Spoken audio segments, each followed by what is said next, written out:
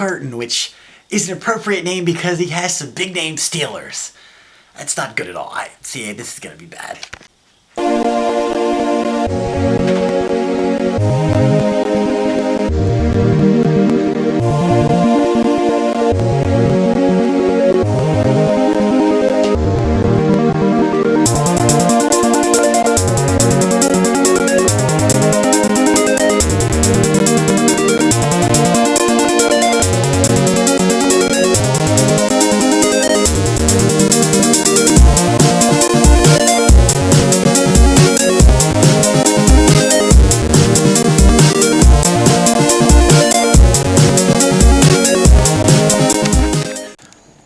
And now, ladies and gentlemen, the Godfather speaks.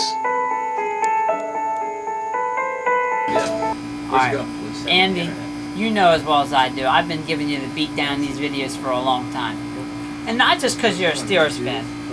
Tom Brady and Roethlisberger, though, I love it. And I know people say, oh, they're a little bit older. And I'd say, yeah, and they're probably both top 10. And I think Brady gets out of his other little situation, the legal trouble that he has. Le'Veon Bell, I love. But Andy, he's not going to play the first 2 weeks. That might cost you a couple wins, but I love him. I'm not a huge fan of your second or whoever your third and fourth running backs are. You need some work there. Looking at your wide receiving, I'm going to be honest with you. Most people, if they had this receiving core, had your second, third, fourth, fifth receivers, would probably want to consider a new field because obviously fantasy football is not for you. But your number one guy, Odell Beckham, is that good that he may outscore most people's 2 or 3 receivers. So for that, I give your receiving core a solid grade, but I do caution you, get some help, okay? Larry Fitzgerald is not what he once was, and Kenny Stills, I don't know. Looking at some of your depth, I don't see any, so I guess that's a sign that there's some trouble in the horizon.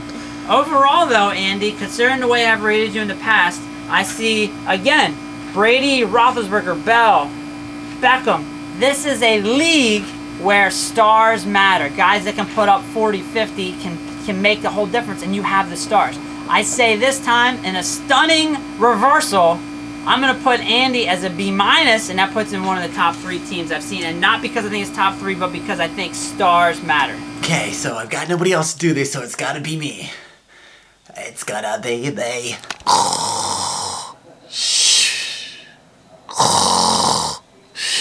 Okay, I've got D'Angelo Williams on this one. But, no, wait, listen.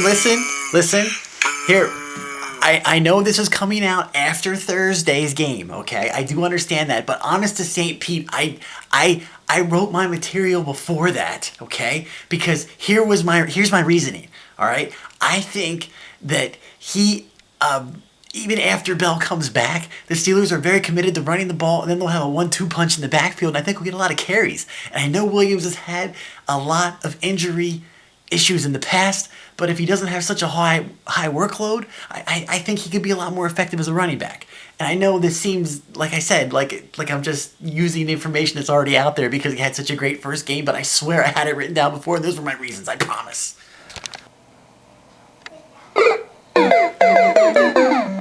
Bust.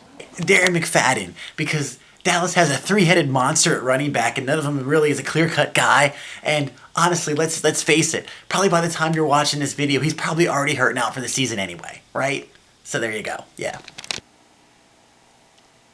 No fantasy for you. No, none. You know what? None. I don't think there's any players that he shouldn't have that should be. That's how good this team is. Okay. Listen, you've got Roethlisberger and Brady up top. That's an automatic 60 points every week. And you add Bell, a top running back, and Beckham, a top wide receiver on top of that. This guy can win the whole thing. Now, I have him 4th because I don't know why I have him 4th. I have to go through the rest of them to try to figure out why I ranked him so low, because he's really, really good. He can definitely win the whole thing. So, I'm sorry that it was just me with this video, but at least you got to look at my sexy mug the whole time. yeah, but there's only 3 more, so we can do it. It'll be fun.